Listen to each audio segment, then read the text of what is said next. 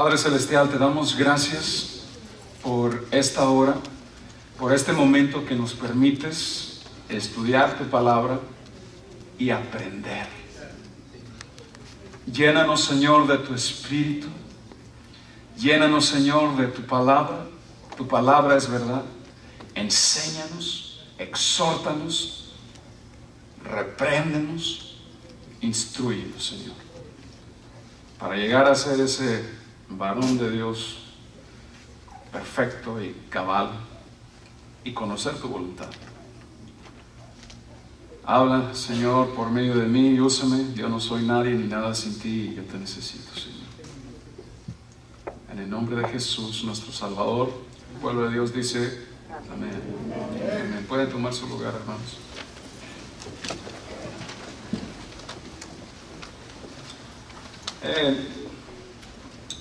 Lo conté la siguiente ilustración hace tal vez como un año. Si ya la escucharon, por favor sean pacientes, la voy a repetir porque va con el tema del sermón de hoy. Aquí está mi suegra, hermana Nelly Herrera, allá está atrás. Hola, ¿cómo está mi suegra? Ella me contó de que uno de sus sobrinos en la Ciudad de México tuvo la siguiente experiencia. Básicamente una noche había algo como tenso en el cuarto, en la recámara donde dormía el muchacho. Creo que se llama Juan. Y perdónenme si no explico así detalladamente la historia de cómo fue, pero algo como que el muchacho estaba teniendo problemas respiratorios, como que sentía un peso sobre su pecho y no podía respirar. Algo pasaba, pero básicamente la mamá, no sé si estaba dormida o se despertó, o estaba caminando por el pasillo y sintió entrar en ese cuarto, o que algo raro estaba pasando en esa recámara. Entonces, bueno, la mamá entra a esa recámara y la mamá inmediatamente comienza a orar por su muchacho. Creo que tenía unos 25, 26 años. Entonces empieza ella a orar por su muchacho. Ella ve que claro que algo está mal, empieza a orar por su muchacho. Entonces la hermanita, no sé cómo se llama ni cuántos años tenía, o creo algo como 12 años, y entonces ella escucha como que hay bulla en el cuarto de su hermano y escucha la voz de su mamá. Entonces ella está así medio dormida y como que quiere saber qué está pasando y se va así toda así como medio dormida y entra al cuarto. Bueno, cuando abre la puerta del cuarto, la niña le hace y no podía respirar y estaba apuntando hacia una esquina y estaba sin poder respirar, y la mamá empieza a orar y luego la niña, la mamá nota de que mientras está orando, de que el cierto peso que se sentía ahí era mucho menos y menos. Y entonces pues la mamá siguió orando hasta que ya se calmó todo el asunto, y entonces la mamá ya entonces le dice a su muchacho Juan, ¿qué has estado haciendo? ¿Qué está pasando aquí? Porque estas clases, esto no sucede en un hogar cristiano. Entonces la mamá y la hermanita, la hermana pequeña, eran, tengo entendido que constantemente eran fieles a los servicios de la oración en la iglesia, o sea, personas guerreras en oración.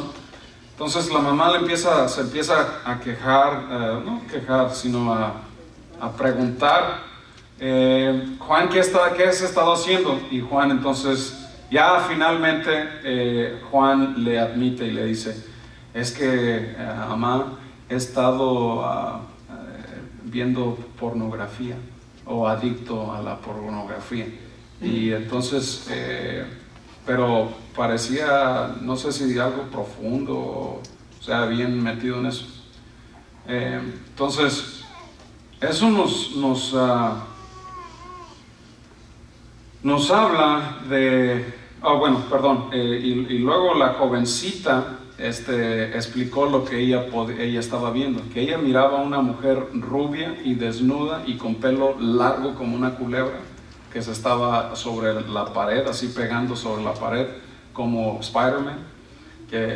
mientras que, y como con miedo a la mamá, porque la mamá estaba orando. Entonces la mamá oraba y demonio estaba en la pared, ahí como pegada, y huyendo. Esto habla de algo así espiritual, algo real, y pues es algo verdadero. No somos sesionalistas, los que dicen que las cosas sobrenaturales ya pasaron, ¿no? Todavía siguen sucediendo. Una vez fui ahora sí que reprender demonios en un muchacho de 16 años llamado Luis Miranda, que estaba profundo perdido en el satanismo. Esa es otra historia. Pero a lo que voy es de que, regresando a lo del muchacho Juan, de la idolatría que había dentro de él. Porque déjame decirte lo siguiente.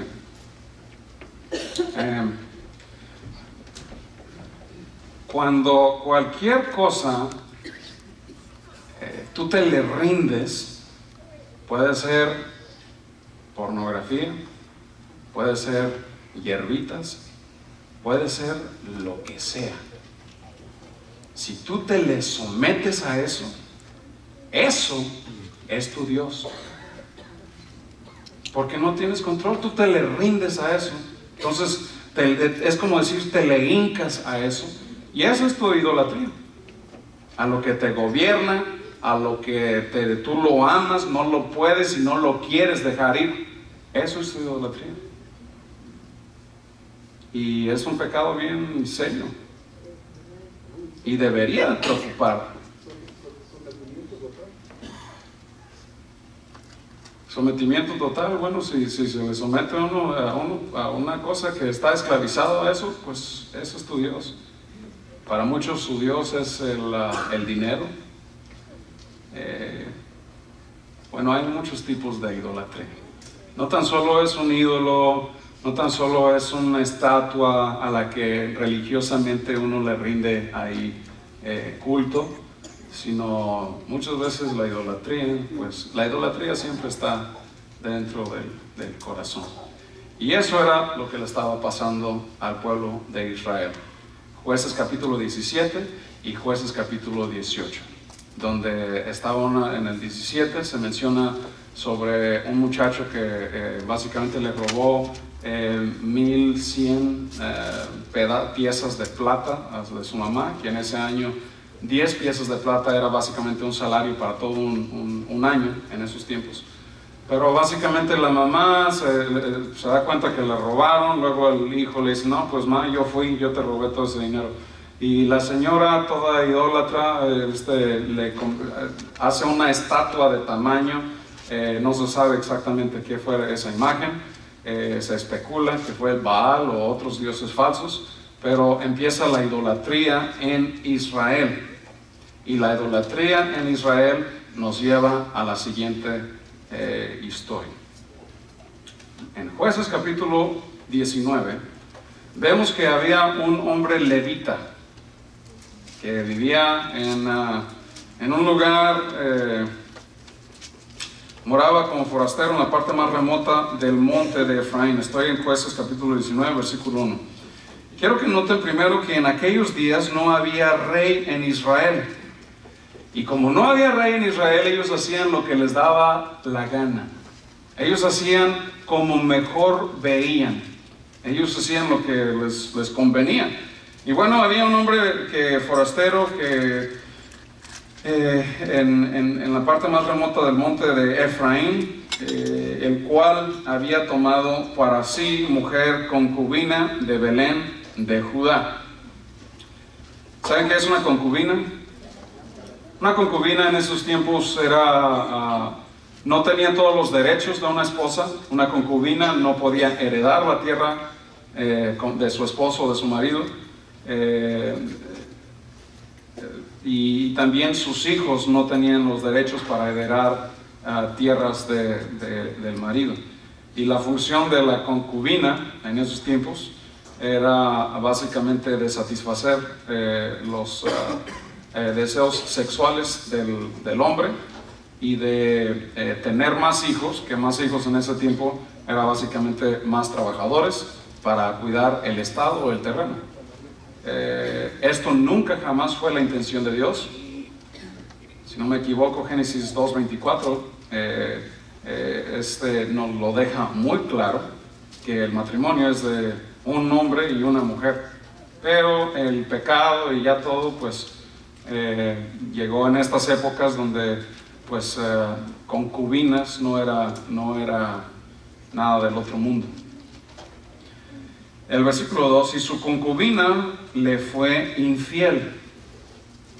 ¿Bien? Y entonces la señora se enojó, le fue infiel y se fue a vivir con su papá. Se fue a Belén de Judea y estuvo allá durante 4 meses. ¿Okay? Entonces primero le traicionan, le ponen los cuernos. ¿Sí se dice? Amén. Y entonces, y luego la señora, pues muy digna y todo, ay, pues ya me voy con mi papi, con mi pa. Ya todo, después de todo, bueno, pues quién sabe qué estaba pasando ahí, pero no sabemos muchos detalles. A lo mejor no la dejaba ver las novelas, quién sabe. Entonces ya finalmente se levanta el marido, se levantó su marido y la siguió para hablarle. ¿Cómo le habló? Amorosamente, y hacerla volver. O sea, va para persuadirla, le va a hablar con cariños, todo, y la lleva consigo, y se lleva consigo un criado y 2 burros, 2 asnos. Y ella le hizo entrar en la casa de su padre. Entonces, el papá, así nomás como para resumirlo, el papá viendo a su yerno, pues él lo recibe. Y dice la historia que se queda 3 días con el suegro. El suegro le dice, no te vayas, mijo, aquí quédate, comamos, bebamos, estemos alegres, no te vayas, mijo. Ah, que se quedó el muchacho, obediente. Se quedó ahí con su suegro, lo conoció, quién sabe. Entonces se quedan ahí 3 días, luego viene el 4.º día, le dice el papá, no te vayas, mira, vete mañana, ahorita ya es tarde.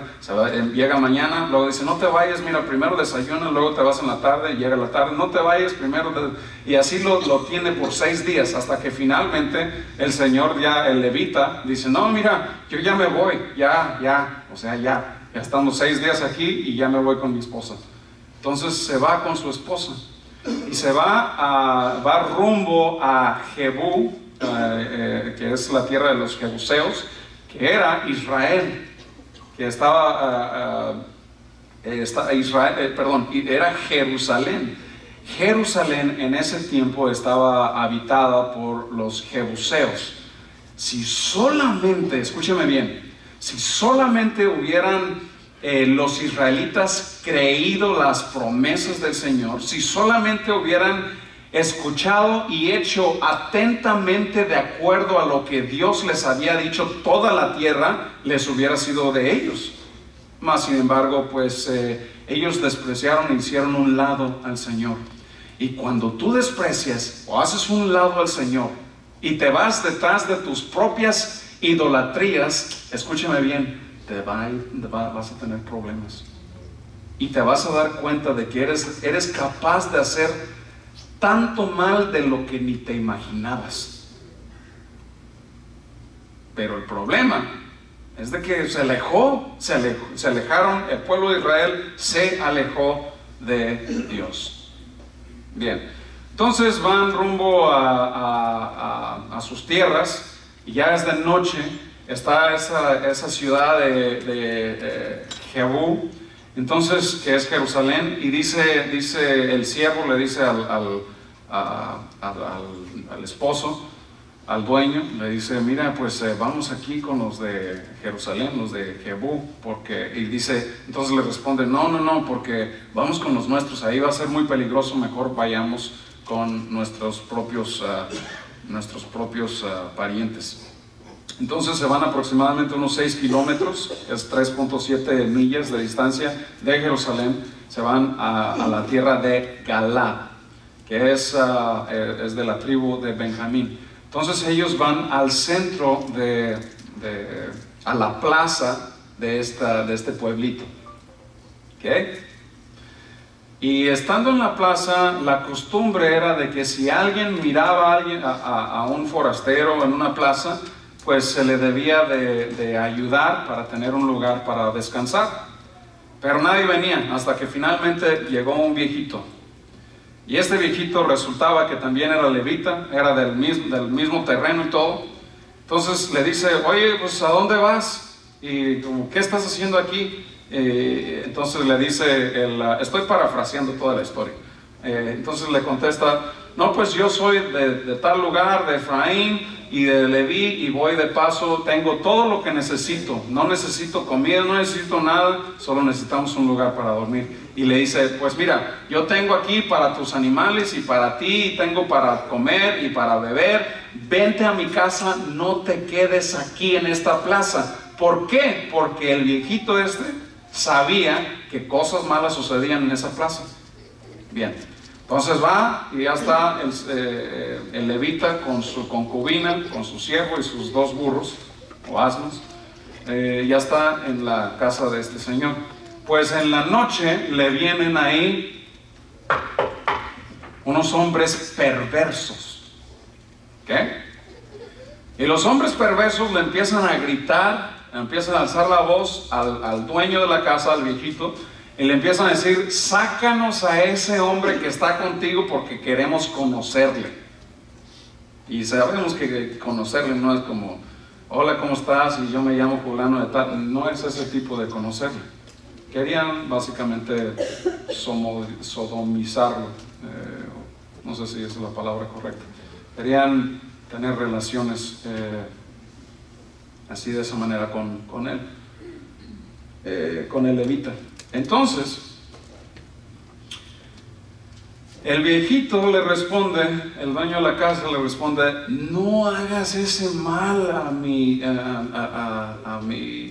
al que estoy hospedando, porque él ha venido a mi casa. Mira, aquí te traigo a mi hija que es virgen y también a la concubina de este hombre.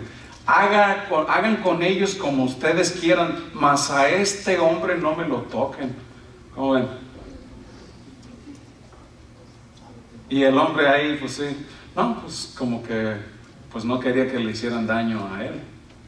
Y aquí vemos 2 cosas egoístas. Primero, el viejito, él no quería entrar en conflictos con sus vecinos. O sea, vemos el interés de él. Y luego del esposo, vemos que pues él no quiere ser dañado. Vemos cosas muy egoístas. Pero ya se empieza a poner bien caliente la situación. Y el esposo saca a su concubina. ¿Okay? Y imagínese usted la situación. No cree que nomás, ay, mi hija, tú ve. No. Pues a lo mejor hubo un pleito, quién sabe, no sabemos detalles. Pero la situación es que el esposo dice que amaba mucho a su concubina, que fue amorosamente, que quién sabe qué tanto, ¿verdad? Que, oh sí, yo amo y que todo, y que va con su suegro y se queda y come y bebe y que todo, y que, pero a la mera hora, a la hora de la hora, ese señor es bien egoísta también. Pero bueno, sacan a la mujer. La Biblia nos dice que estos hombres básicamente la violaron, la humillaron toda la noche y quedó ella como muerta. Pasar ahí la noche, quedó ahí como muerta. Entonces viene la mañana, el hombre sale, ve ahí a su concubina ahí en la puerta. La concubina, ya que es pues la esposa, no puede ni hablar, está casi como muerta. Entonces el hombre se lleva a su esposa, a la concubina, la sube en su asno y se va a su casa. La Biblia no dice que se murió, nomás dice que no podía hablar. Llegando a la casa, no se sabe si en el proceso ella murió o él la mató. ¿Por qué? Porque la Biblia dice que la cortó en 12 pedazos y la puso, dice que hasta los huesos. ¿Okay? Y la puso en las dos, básicamente la repartió a las 12 tribus de Israel. Entonces la Biblia,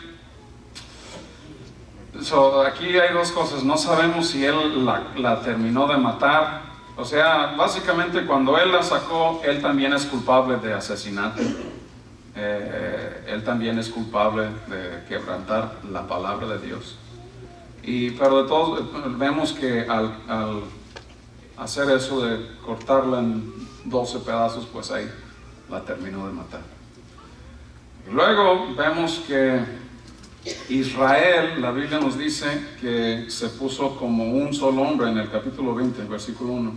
Entonces salieron todos los hijos de Israel y se reunió la congregación como un solo hombre, desde Dan hasta Berseba y desde la tierra de Galad hasta a Jehová en Mizpa.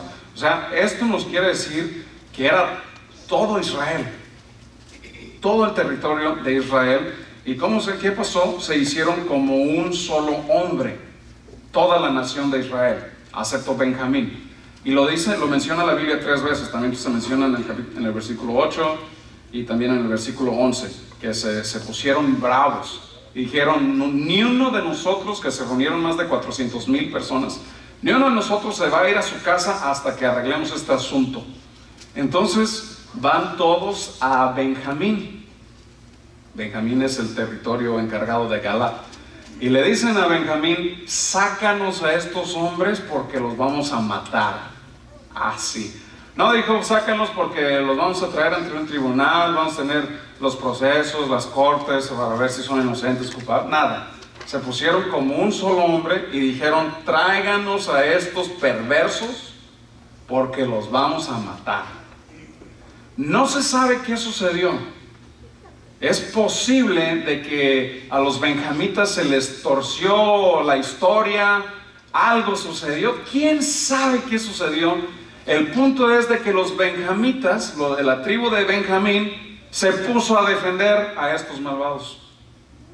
En vez de haber reconocido su pecado, en vez de haber reconocido, necesitamos corregir estas cosas inmorales en nuestro territorio, en nuestro terreno, debemos hacer algo, debemos que ser más estrictos, debemos que hacer esto, en vez de arrepentirse, se ponen bravos y se ponen a pelear.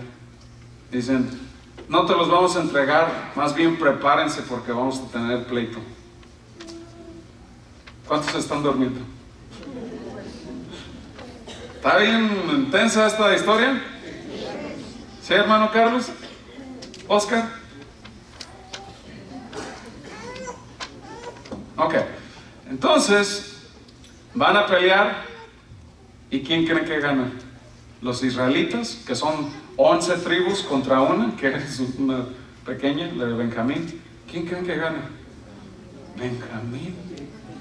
O sea que hicieron la maldad y todavía matan 30,000 personas. Y luego otras 18,000 en el segundo día de batalla. Y luego en el tercero otras 25,000. Fue una guerra civil. Eso es lo que fue. Fue la guerra civil de Israel. Nosotros entendemos la historia, bueno, por lo menos la guerra civil aquí en Estados Unidos, ¿verdad? Que los del sur querían otra vez llegar a los artículos de la Confederación, porque eso les permitían a ellos tener poder soberano y quién sabe qué tanto. Y no era tanto lo de la esclavitud, eso era como acá de pilón, de extra credit. Pero a lo que era es de que los del sur querían gobernarse a sí mismos, estados independientes, querían regresar a la Confederación en vez de usar la Constitución de los Estados Unidos, la nueva Constitución de los Estados Unidos. Entonces por eso fue la guerra. ¿Por qué? Porque los del sur querían hacer lo que ellos querían sin tener control de la Unión de los Estados Unidos. Y pues esa fue la guerra civil aquí en Estados Unidos. La guerra civil en Jerusalén sucedió así. ¿Por qué? Por perversidad. ¿Por qué? Por su idolatría. ¿Por qué? Se habían alejado del Señor.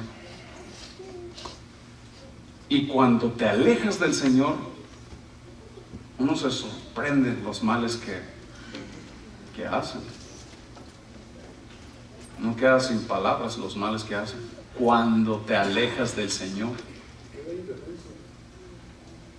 Bien, entonces vamos a continuar con la historia. No se me están durmiendo, ¿verdad? All right. Todavía no, ya van, pero todavía. Sí, y si ya se están durmiendo, pues como tengo libertad de caminar, me les acerco. Entonces, no sé qué. Entonces,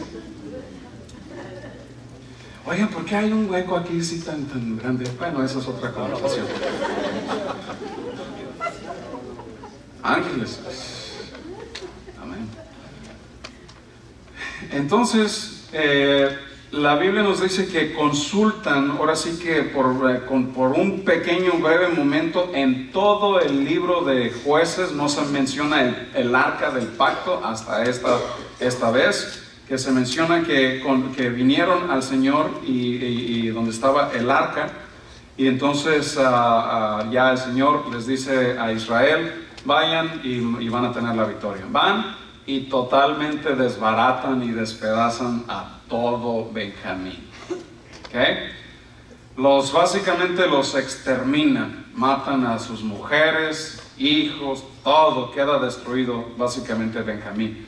Entonces Israel ya medio se arrepiente, dicen, no, pues ya les matamos a todas las mujeres y nomás quedaron poquitos de hombres, pues ya es como que matamos a nuestro propio hermano, y se empiezan a arrepentir de la maldad que hicieron. Se empiezan a arrepentir, y entonces les dice Israel a los benjamitas, a los que sobraron, que ya eran bien poquitos, y por eso en otras referencias se menciona que Benjamín es la más pequeña de todos los de Israel. ¿Por qué? Porque casi los exterminaron. Entonces Israel le dice a los benjamitas, vayan al terreno de Gilgalad, y entonces maten a todos los hombres de ese pueblo y a sus esposas, y quédense con las doncellas. ¿Está feo eso? O sea, toda una maldad causa otro problemote. ¿Estamos viendo? O sea, como ahora sí que van de mal en peor, pues, están mal. El asunto era ahí con unos pocos pequeños, pero bueno, así se convirtió el problema. Entonces, después que se llevan a las doncellas de este terreno y que mataron a sus padres y a sus hermanos y a todos, y se llevan a las doncellas, la Biblia dice a las mujeres que no habían sido amancilladas, no recuerdo la palabra, amancilladas, básicamente a las doncellas vírgenes. Bien, entonces vienen los hombres otra vez a Jerusalén y dicen, pues no nos alcanzó a todos, sí, matamos allá, pero todavía hay bastantes que todavía pues no tenemos esposa, ahí todavía quejándose después de toda la maldad, pero bueno. Entonces Israel responde y dice lo siguiente, los hombres de Silo, ellos en su celebración de cosecha y todo, las doncellas salen y hacen sus celebraciones y bailan en la noche y hacen sus cosas. Entonces lo que tienen que hacer es escóndanse en las viñas, y cuando vean a las doncellas salir a bailar, ustedes salgan de las viñas, y literalmente dice la Biblia que se las robaron. Muchos hoy en día dicen, pues me robó, pero en ese tiempo sí, literalmente se les robó. Hoy en día no sé de qué tanto, no se robó, o sea, te fuiste. O sea, en ese tiempo sí se la robó. O sea, entonces, bueno, regresando al punto. Los hombres entonces de Salim empiezan a quejarse con Israel, y le empiezan a decir a Israel, ¿por qué nos acaban de hacer esto? Mira lo que nos hicieron estos benjamitas, nos quitaron a nuestras hijas, ellas estaban en una celebración y pues regrésanos nuestras hijas. Y entonces Israel se empieza a decir, no, mira, sepa, por favor, dale a tus hijas, es que pobrecitos, los acabamos de acabalar. Y pues sí, ellos le hicieron un masacre con el otro pueblo ahí cerquitas, pero dale, no sean malos, dale a sus hijas para que sean sus esposas. Tremendo esto, ¿no? ¿Está bien feo? Y pues los de Salim, ni modo que decirle que no, porque pues como un pueblito se iba a poner contra una nación. Pues no. O sea, como que forzadamente, no, pues sí, está bien, llévense a nuestras hijas.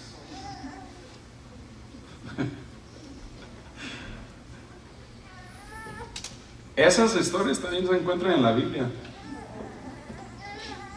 ¿Cuál es el punto de todo esto? ¿Qué es la importancia de esta trágica historia? La importancia es lo siguiente.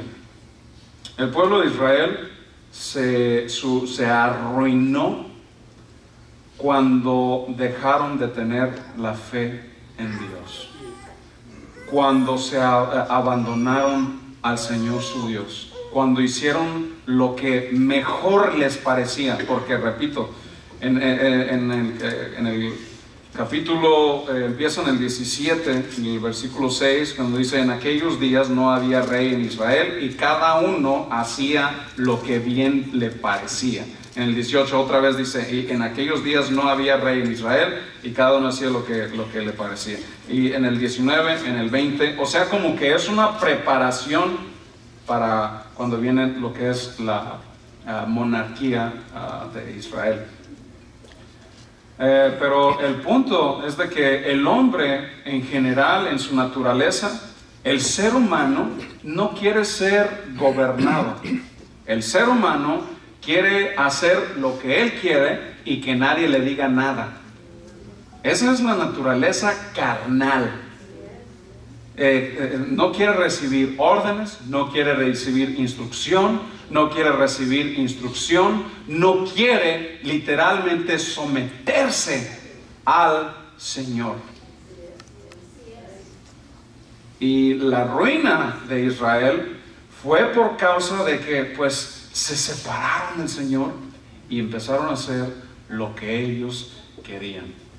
Y toda esta guerra civil en Israel sucedió precisamente por eso. ¿Por qué? Porque ellos se fueron tras su propia idolatría. Se fueron tras lo que ellos querían.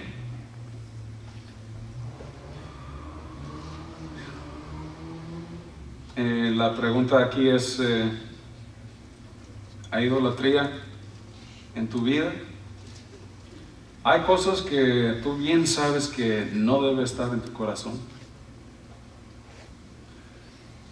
¿Sigues inclinándote, rindiendo culto, arrodillándote a algo que te está esclavizando? ¿Sigues haciendo lo que tú quieres o lo que Dios quiere?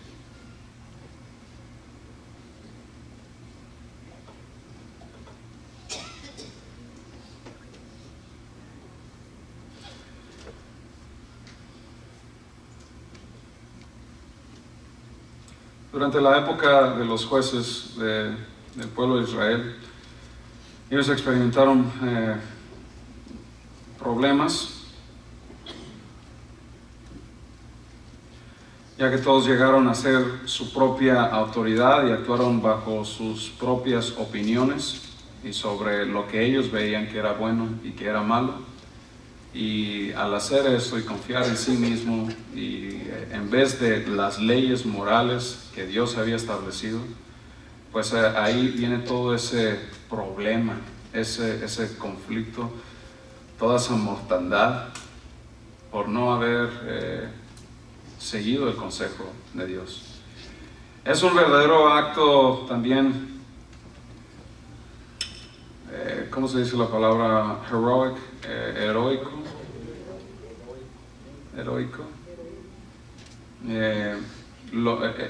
el verdadero heroísmo, sí se dice heroísmo, es someternos nosotros mismos, nuestros planes, nuestros deseos y nuestros motivos a Dios. En el libro de Jueces vemos a los héroes militares como Gedeón, vemos a Jefté y vemos a Sansón, y se les conoce como por su heroísmo en las batallas, pero en sus vidas personales ellos no tenían tanto triunfo así de esa manera. Para ser héroes de verdad, para ser héroes debemos entrar en la batalla cada día, en nuestra casa, trabajo, iglesia, sociedad, para hacer en realidad lo que Dios quiere y el reino de Dios. Nuestras armas son las normas morales, son las verdades y las convicciones que recibimos por medio de la palabra de Dios, y perderemos la batalla si reunimos y despojamos de los si no nos despojamos de todo lo terrenal y de todo lo que nos esclaviza, vamos a perder la batalla. Punto de todo esto: no nos alejemos del Señor.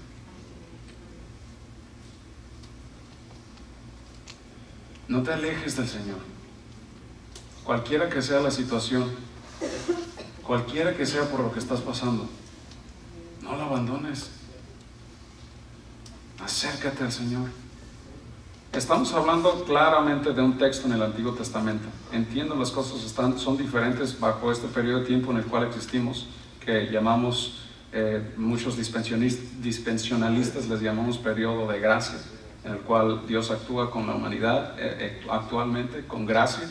En estos tiempos era bajo la ley, luego estuvo bajo la promesa, luego ahorita estamos bajo el tiempo o dispensación de la gracia. Entiendo las diferencias de los tiempos, pero el concepto y el principio es igual. No nos alejemos del Señor, no lo hagamos menos y no tengamos ídolos, tanto físicos como en el corazón. No seamos mundanos. El mundo no es el mundo acá afuera que nos rodea, el mundo está de aquí adentro. No nos alejemos del Señor. El sermón de hoy es una exhortación para no abandonar y no alejarnos del Señor. Y si tú has estado jugando con esas ideas de alejarte del Señor, ojalá y esto te sea una convicción. Ojalá y esto te incomode. Toda esta historia, lo que se ha comentado aquí, ojalá y no te incomode. Hay bastante más en esta historia, lo que se puede exponer, pero yo creo que el punto central y grande es el siguiente: diga no a la idolatría y no te alejes del Señor. No te olvides del Señor. Mira, si Saúl, el rey Saúl, si él, dice la Biblia, si él hubiera escuchado atentamente a la voz de Jehová, en 1 Samuel capítulo 4, si él solamente hubiera hecho conforme a las instrucciones que Jehová le había dado, su reino hubiera prevalecido para siempre. Israel, ¿cuál fue el peor enemigo de Israel? No fue Egipto, no fue los amalequitas, fue Israel mismo, su propia concupiscencia e idolatría. El peor enemigo nuestro, pues el diablo, el mundo. El peor enemigo de Andy Barrón es Andy Barrón. Es concupiscencias, es Andy Barrón. Tu peor enemigo, ¿sabes quién es?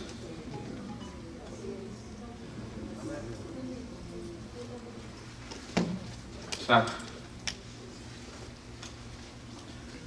¿Entendimos el mensaje? Amén. No, si hay ídolos, hay que morir a esas cosas que nos esclavizan, y y no se olviden del Señor. Hagan conforme a su palabra, estén atentos a la palabra. Si Israel solamente hubiera hecho conforme a la palabra de Dios, Israel hubiera tenido toda esa tierra prometida y hubiera sido algo diferente. Amén. Nos ponemos de pie, por favor.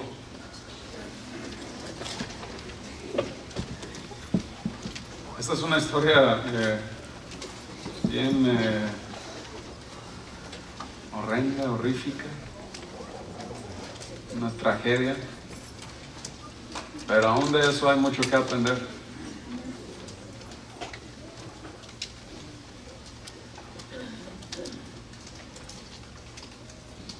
Si hay alguien aquí quien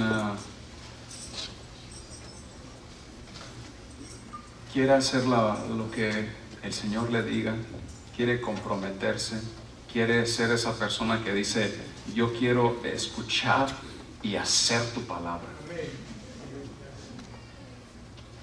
Si hay una persona así que dice, yo quiero escuchar y hacer tu palabra, levante su mano, por favor. Ahí donde está. Amén. Mira ahí al lado a los que levantaron su mano. Esa persona que está ahí a tu lado, si oye y hace su palabra, eso es tu hermano, tu hermana, mamá, primo. Eso es lo que nos dice su palabra. Lucas 8:21. Los que oyen la palabra y la hacen. Esos son mi hermana, mi mamá, mi papá, mi primo, tío. Esa es la familia. Y si vamos a hacer una oración para arrepentimiento y vamos a hacer otra oración para ser despedidos. Bendito Padre, yo te pido en este momento por aquellos quienes tal vez no vamos a hacer una oración pública para exponer a nadie, pero tú los conoces, y me refiero a las personas que se encuentren en un estado de esclavitud, en un estado de idolatría o en un estado de alejamiento de ti.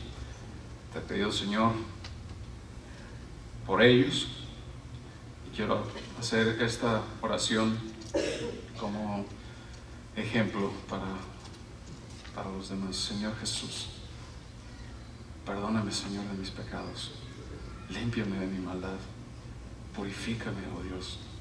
Yo reconozco que soy pecador y que he pecado contra ti.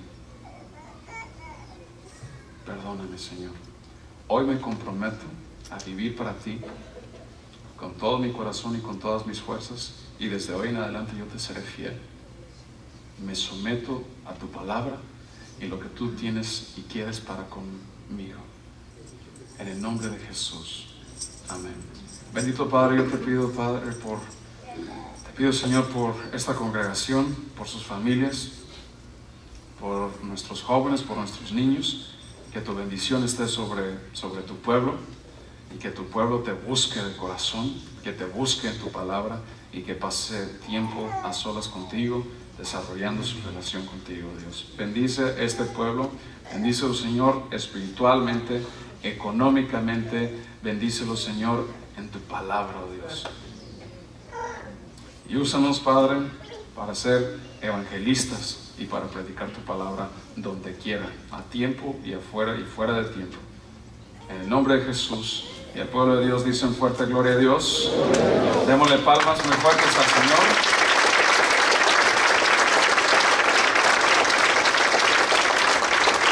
Mis queridos hermanos, que Dios los bendiga grandemente.